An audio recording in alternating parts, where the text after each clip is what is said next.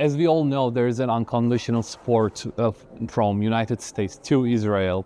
Why do you think that is the case? Where did this begin? Well, you know, I'm from Germany, and whenever I ask someone, for example, a journalist of the mainstream media, why don't you speak out, you know, when you watch the ethnic cleansing against the Palestinians?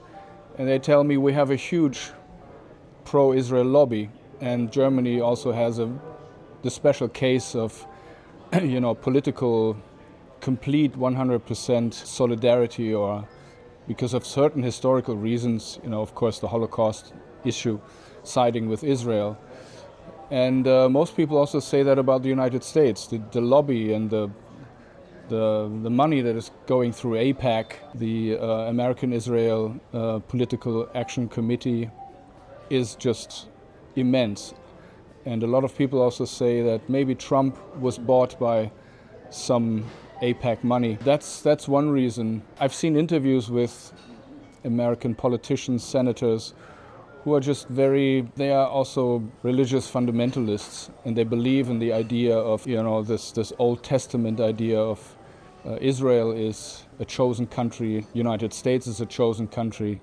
So I'm not completely certain about the whole picture of the reasons why, but I think that's already sufficient. There's an element of fanaticism, illogic fanaticism, you know, guiding this policy. When you look into Russia and China, they also have their own policies regarding the Palestine issue. But do you think that they're using this situation to undermine the US influence over the globe? Well, I don't think so. I think that they do have a genuine agenda for a new international order and architecture. That was shown by the recent SCO summit, the summit of the Shanghai Cooperation Organization in Tianjin, and also of the military parade in Beijing recently, where Putin, Xi Jinping, but also Modi from India and more than 20 other heads of state got together.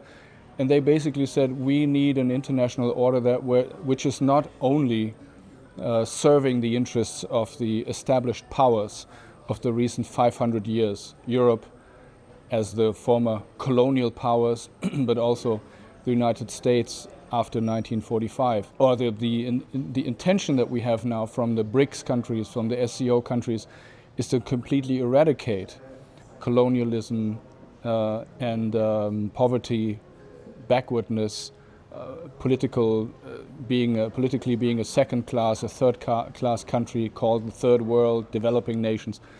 I think this will all go away after maybe a generation or two. But the issue of Palestine is very, very immediate. It's an ongoing atrocity, a genocide.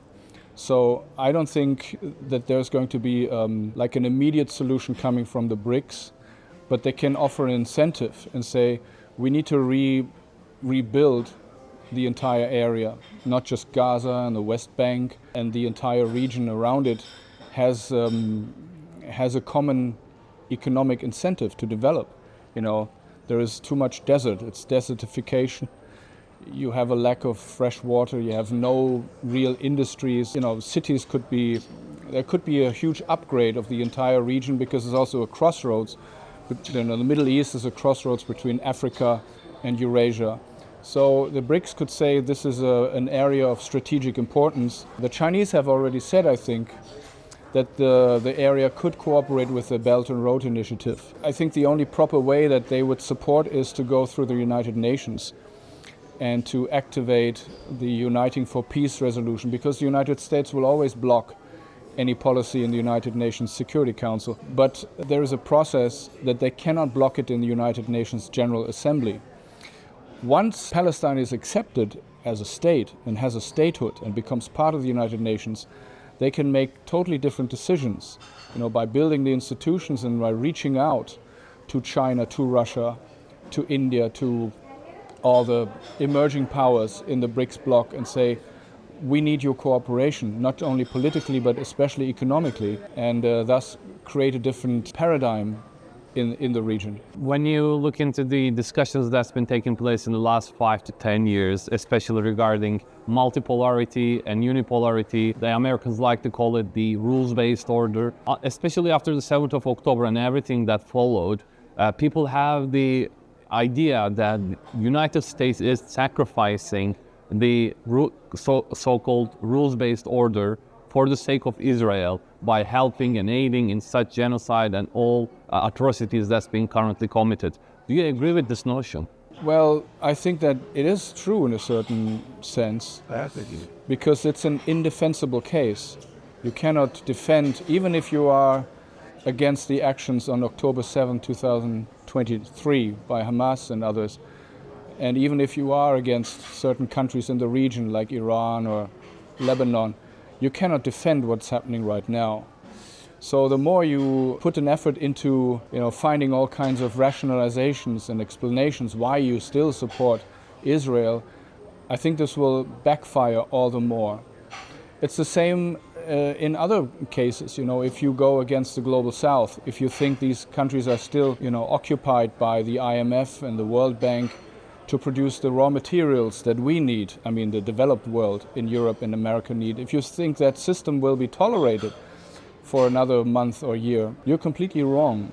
In the case of the so-called trade war or the war on the tariff war that was put on these countries like Brazil and India, you saw their reactions. It was not, oh yeah, the United States is all powerful, we have to negotiate on their terms. The opposite was the case. And all the policies are now bringing together the rest of the world, the majority of other countries, and uniting them where they were not united, and isolating the United States, isolating Israel, and unfortunately isolating my country, Germany, to a great extent.